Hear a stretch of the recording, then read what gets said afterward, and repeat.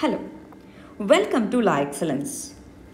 Welcome to the Hindu News Analysis. Our first article for the discussion is Namath Basai Initiative. What is this Namath Basai Initiative? This is an initiative introduced by the Kerala government to improve the learning skills of the children in the tribal areas. Remember, this article can be best used as a good case study in education related essays or in the GS questions. This can also be used in paper 2 of tribal anthropology. The name Namath Basai, this indicates our language. The meaning of Namath Basai is our language. This is an initiative taken by the Kerala government under Samagra Shiksha Kerala. What happened under this program? The government has provided online videos, YouTube classes for the tribal children in their mother tongue. In general, it used to provide in Malayalam language. Now it has provided their own mother tongue. This has made their learning easier. And the dropout ratio, which was very huge in those tribal hamlets, that has reduced drastically. And as we know, the language provides us the basis for the culture. So, this culture also helps in preserving the cultural heritage of the particular locality, particular local tribes. How can we use this as a case study? Can we say that this is a decentralized approach towards education? Yes or no? And this provides us a supportive argument for introducing the mother tongue in the early and primary education. As we know, in our national education policy, the government has argued that at least in the primary education, the children should be introduced the subjects in the mother tongue. So this article provides us proof that yes, it helps in primary education or early education. That's one point. The other point that we should learn from this article is the tribes mentioned in this article. These are very, very important from our geography point of view. Please try to remember their names. 1 is Irula, 2 is Kurumba, 3 is Muduka. These three tribes, they live in Nilgiri Hills. In these tribal localities, this Namath Basai initiative is introduced and it is very successful. The second article for the discussion is with regard to Supreme Court's judgment on contempt of court.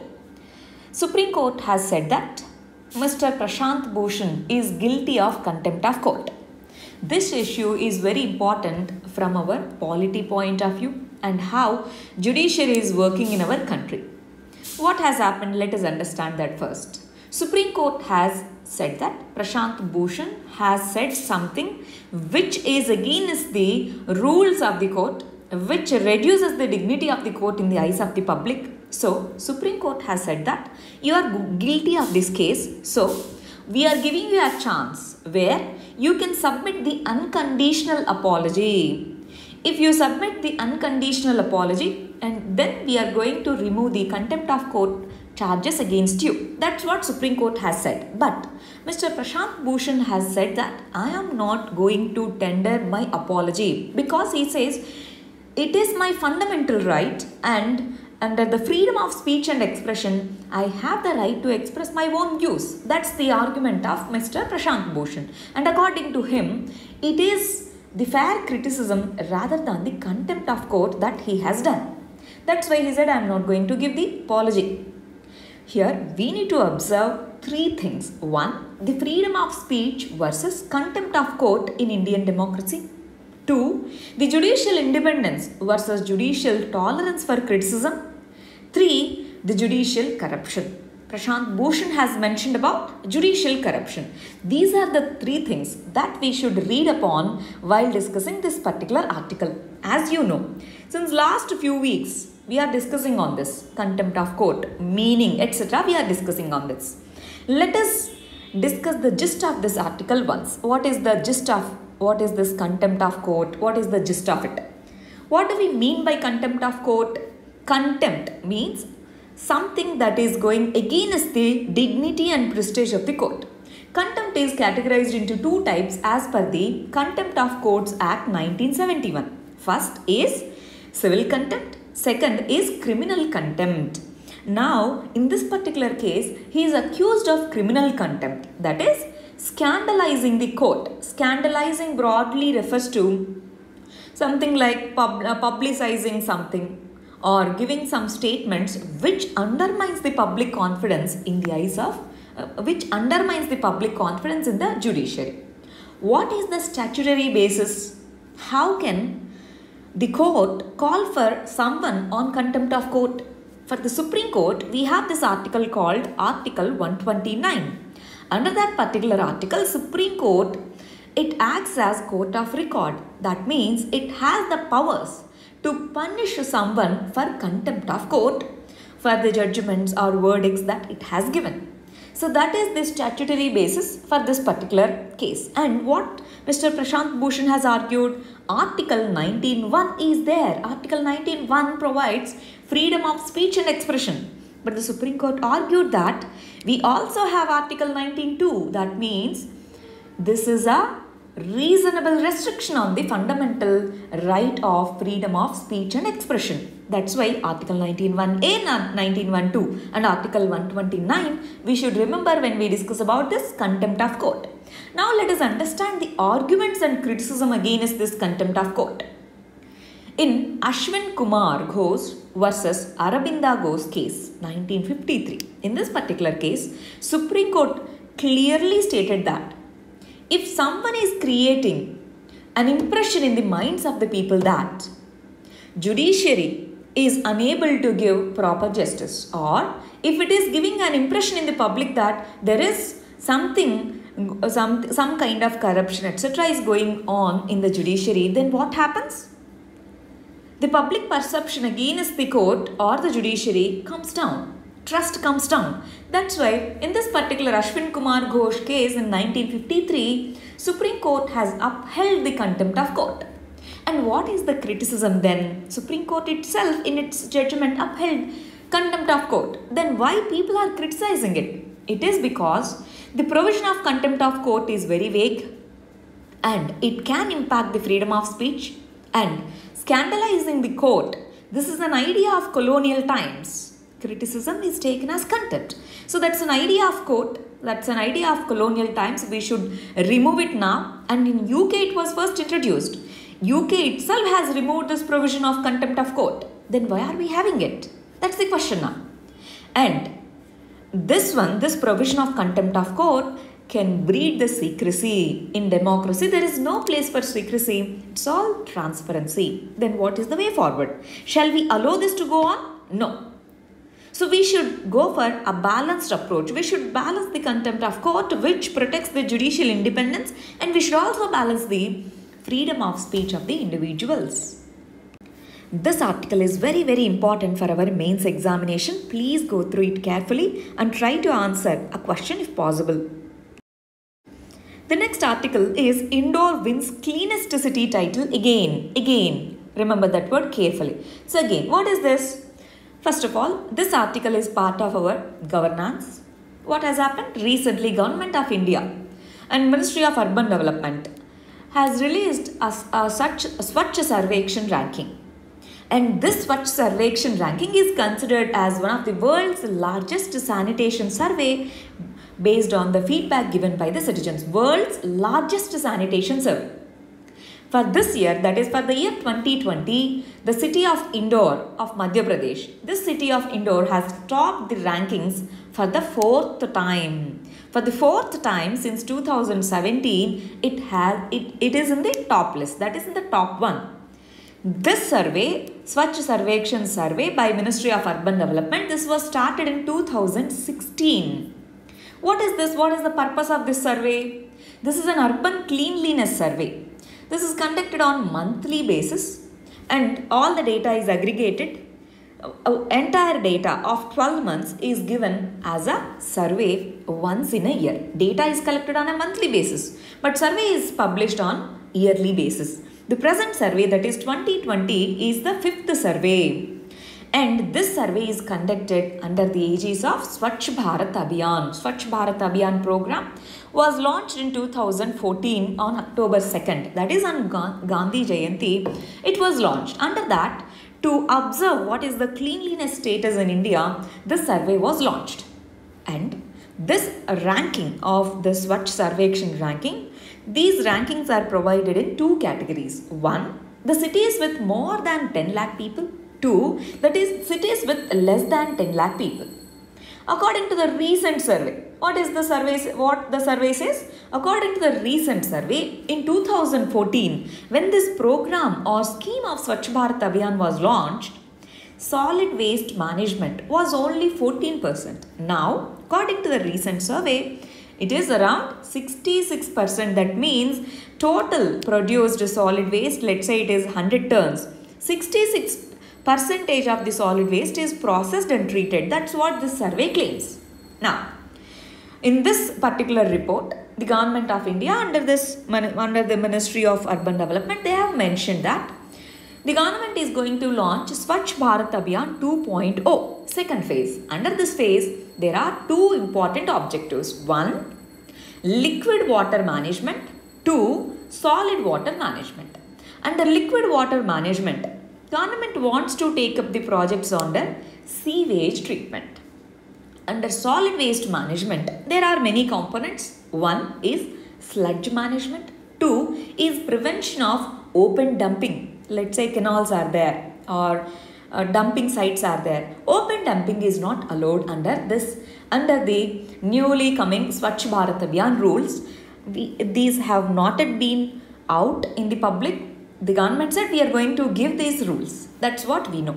And if you observe this particular infographic, the state of cleanliness, Chhattisgarh scored the highest in the Swachh Sarvekshan assessment out of the total urban local bodies. So these can be asked in the prelims. So please go through them carefully. Next.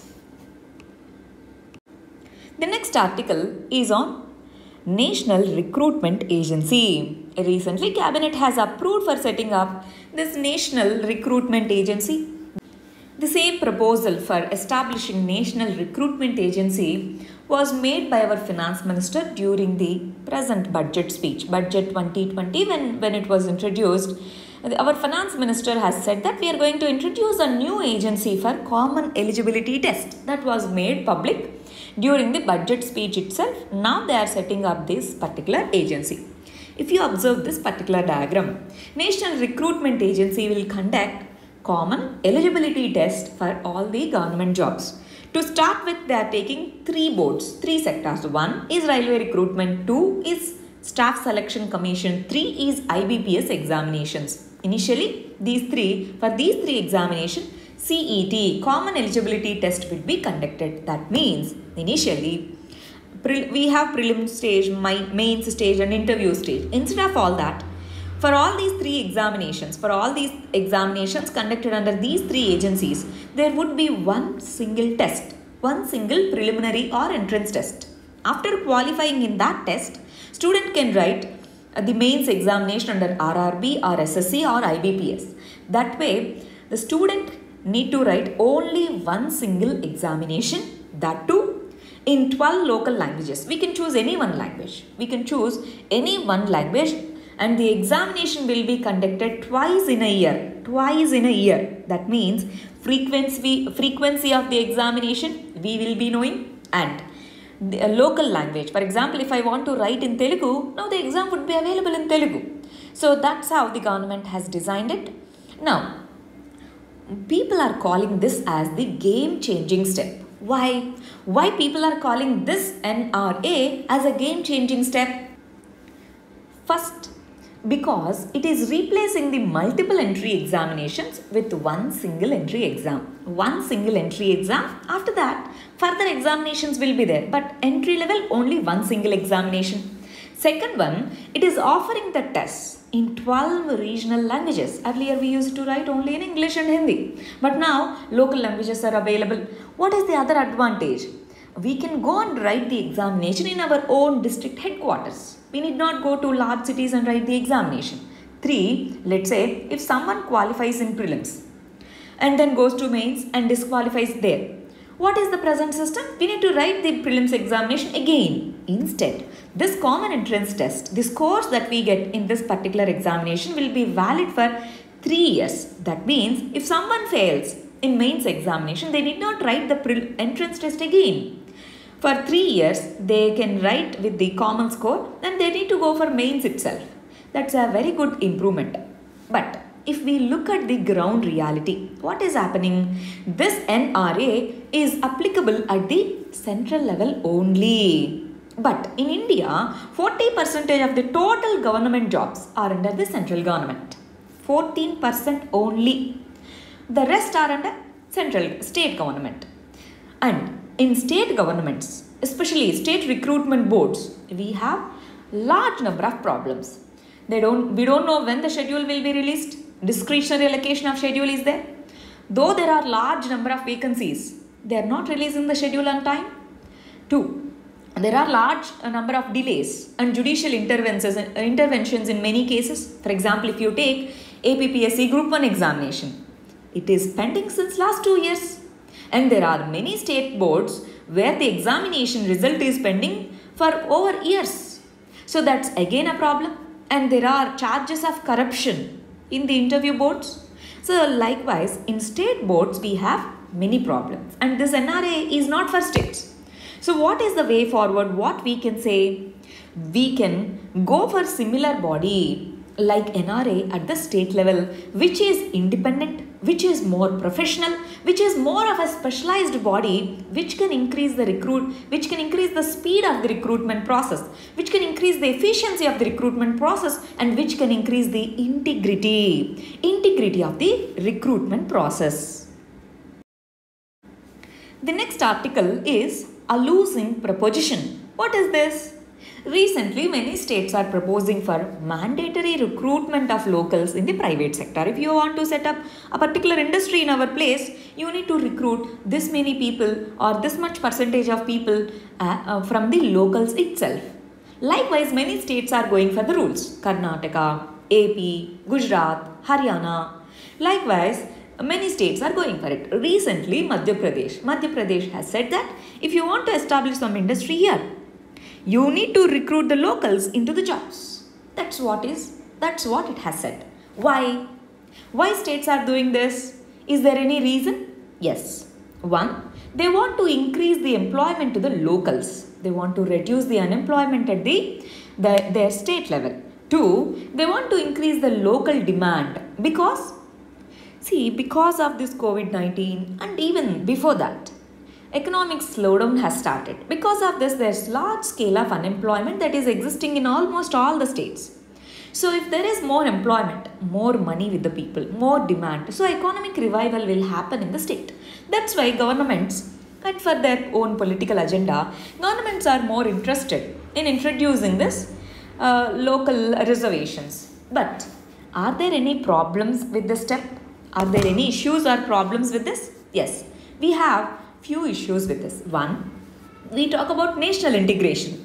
So, does this threatens the national integration? Yes, it threatens the national integration. I feel that I am Telangana, so I am Telangana person, so only Telangana person should be here. Someone feels I am AP person, so AP person should be there. So, likewise, regionalism will again be a major issue. Now, if there is any migrant, will there be any discrimination against him or her? Yes. So there might be discrimination against the migrant. There might be it might promote the regionalism. It might threaten the national integrity. And see, let's say a particular company with a specified skill requires 100 people, and the local people who are available over there, they're not sufficient. They don't have sufficient skill set. What the company does then? So these are all the problems. So, what is the solution? What is our opinion? How should we frame our opinion here? We should know certain data. If you observe, 92% of the total number of employment in the private sector in all the states and on average is by the locals. Is by the locals already. It's according to the data of government. So, is there any point for this? Is there any point of introducing the reservations like this? Except that it serves some political interest of the leaders, except that there is no logic behind it. And there are certain states which have proposed that we are going to give the jobs to the locals, and that policy they were unable to implement properly. So that's why we can say that instead of focusing on the symptoms, focus on the root cause of economic slowdown and focus on how to reduce the unemployment in the state or overall in India. That should be the way forward. The next article is the marriage age misconception. Recently, our Prime Minister has spoken about marriage age and increasing the marriage age for the girls. And this article is related to Jaya Jaitli Committee. Government and Ministry of Women and Child Welfare has appointed a committee, Jaya Jaitli Committee, on revising the minimum age of marriage for the girls. As of now, according to the Prohibition of Child Marriages Act 2006, Prohibition of Child Marriages Act 2006, minimum age of marriage for the girls is 18 years, for the boys it is 21 years. This article is emphasizing on why that idea is bad, but we need to look at it critically. We need to see it from all the dimensions. First of all, let us understand why government wants to increase the age to 21 years. Government wants to increase the age to 21 years, which is on par with the minimum age of marriage of men. Let's see some questions over here. Why is there age limit in the first case itself? Why is there age limit? What happens if a girl marries at 16? There is an age limit because below the current prescribed age of 18, motherhood, if after the marriage, if the girl goes for motherhood, it can lead to many health risks. If the girl is under 18, it can lead to maternal mortality. It can lead to underweight children. Apart from these health risks, there can be other social issues like dropping out from the schools by the girls or colleges. Because early marriage and drop out from the school or college, that can happen. So that's why there should be some limit. There should be some limit, and 18 years is generally prescribed as the minimum age limit. Now, in India, as we know that in India, below 18 years, a person is considered as a child, and child marriage is prohibited. And is the law working on the ground? If we consider this, we said Child Marriage Prohibition Act. Is the law working on ground? Are we following it strictly? See, according to the recent UNESCO report, every year there are 1.5 million, that means 15 lakh child marriages that are happening in India every year, not total. Every year 15 lakh child marriages are happening in India. Why? Is there any reason? Yes. There are certain social realities, there are certain religions which follow different age groups. Hindu Marriage Code, Hindu Marriage Act 1956 prescribes this 18 years as the age limit, and other marriage codes, different limits are there. So different religious practices are there. Social reality, poverty. So girl is seen as a burden. So parents think that if we get her off married, then our burden goes off. So when that kind of attitude is there and religious prescriptions are there, we are unable to control, we are unable to completely prohibit the child marriages, and 15 lakh child marriages is not a small number. Now, why is government thinking of limiting the age now? Why it wants to increase the age now? One, it is to control the population growth rate. Early marriages, more fertility, more number of children. So if we can control the early marriages, it can lead to less population. That means we can control the population easily. 2, early marriage leads to less nutrition among the women and children. So that is one more reason. If we want to increase the nutritional levels among the women and children, we should control the child marriages. And we want to increase it from 18 to 21. And government said it is to empower women also. Right? Women also. But there is one danger. If we think that by increasing the age limit, if we can solve the problem of poor nutrition, poverty, etc., will that be right? No. Yes, child marriage is linked to nutrition and poverty, but it is not the only one. Government should plan holistically. Then only we can solve the issues of nutritional status. The next article is the overview article. This is very important from the ethics point of view, very relevant for essay also. Today, if we look around, the world is facing many problems. For example, misinformation. We call it as post-truth era. What is post-truth era? Post-truth era means we don't know which one is true, which one is false. Even a false information can reach many number of people and it looks like a truth. So that kind of problem we are facing, and we are facing Cold War. Cold War means what? In a digital era, cyber crime, cyber threats, these issues we are facing. Ultra nationalism. Some countries are saying our country, our resources, such kind of things. Ultra nationalism. And we are facing economic crisis. We are facing health crisis in the form of COVID-19. And there's huge rise in the inequalities and wealth discriminations. We are also facing the legitimacy crisis. Some institutions, for example, WHO, World Health Organization, is it enjoying the same legitimacy as it was enjoying earlier? No. So legitimacy crisis is there. So in these circumstances, do we require a good leadership or not? Can we call this as failure of leadership? We are not limiting the leadership to a particular individual. We are asking the leadership at the national level, at the state level, at all levels. We are seeking the qualities of leader and good leadership which can solve the above mentioned problems. We just mentioned misinformation, ultra-nationalism, all these things are problems. These problems can be solved when we have good leadership. Now, how can we define this person is a good leader or this country is following a good leadership? How can we define? There are certain qualities which defines who is a good leader, who is not a good leader. Integrity, empathy, consistency in work, determination, humility and humbleness, strong sense of morality. Morality in spite of problems, in spite of adversities. Who holds the strong moral sense? That person is considered as a good leader. Magnanimity. If you are a big country, show magnanimity towards the small countries.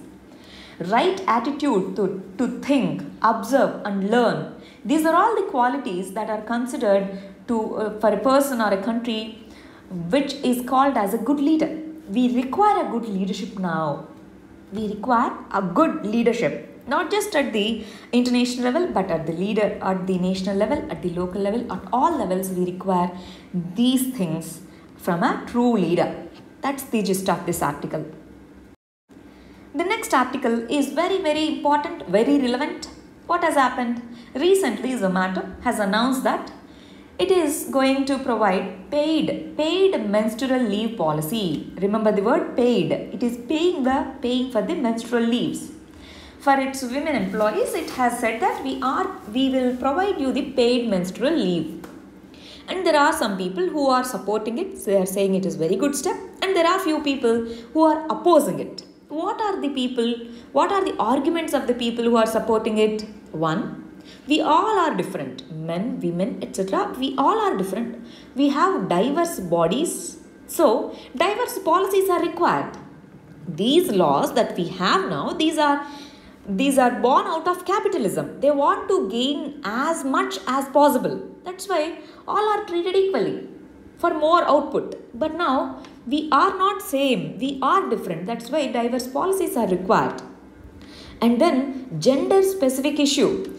As you know, at least some of you might be aware of this. During menstrual time, many people face pain and many people have this uneasiness. And there are many workplaces where the decent infrastructure, at least the separate bathrooms, etc. These are not available. In such circumstances, providing specific policy to respond to the problems of women, isn't it good? It's good. That's what few people who support this policy says. And they also say that women also travel long distances for the work. So in these times, if they provide 1 or 2 days of leave, they stay at home. So that would be good for their health as well as so all these tensions, etc. they won't be there. These are the pro arguments, people who support it. And there are people who criticize it heavily. What they say, see, if you are giving the leaves, companies may consider, see, if we recruit women, we need to give them more leaves. Why that? Why can't we recruit men? They will work all month. So that kind of attitude might develop. This can lead to gender discrimination in the workplace at the recruitment level itself. And there are some people who say that, see, if you are discriminating people on biological characteristic, there is a word called biological essentialism.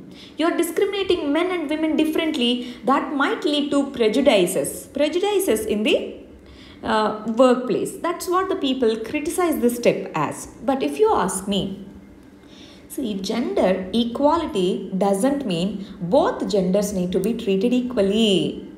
Men and women are not biologically equal. That is an acceptable truth. In some areas, women are more superior. In some areas, men are more superior. It need not be men is equal to women. No, that is not the reality. Gender inclusivism need not be equal treatment. Gender inclusivism need to be where men need to be supported more, where women need to be supported more. These areas should be taken into care. That's why gender equality is never a solution for women empowerment. Understand their specific problems, specific solutions for these problems. That's how we can bring in gender inclusivism in the workplaces. The next article for the discussion is Sri Lanka is going to draft a new constitutional amendment. That's the article over here. Recently, as we know, elections in Sri Lanka, they got concluded. SLPP party or People's Front Party. This party has come to the power and they want to amend the constitution by nullifying the 19th constitutional amendment. 19th constitutional amendment was passed in 2015 by different party. Now these people have come to the power, they want to nullify it. What this amendment has done? 19th constitutional amendment has drastically reduced the powers of President of Sri Lanka and strengthened the power of Parliament. Because they said if power is with the Parliament, they can take the decisions collectively. If the power is with the President, he or she might misuse it. Concentration of power will happen. That's why they said, let's pass this amendment. They have passed it in 2015. Now these people have come to the power and they want to change. And the recent proposal is to reverse the changes and make the president powerful again. How will it impact? How will it impact us? Whatever they might do, that's their issue. Why should we bother about it? It is because, as we know, there are Tamils in Sri Lanka and India is concerned about Tamil rights. So if president is more powerful and he takes all the decisions, and if it goes against the Tamil rights or minority rights in Sri Lanka, that is a concern for us.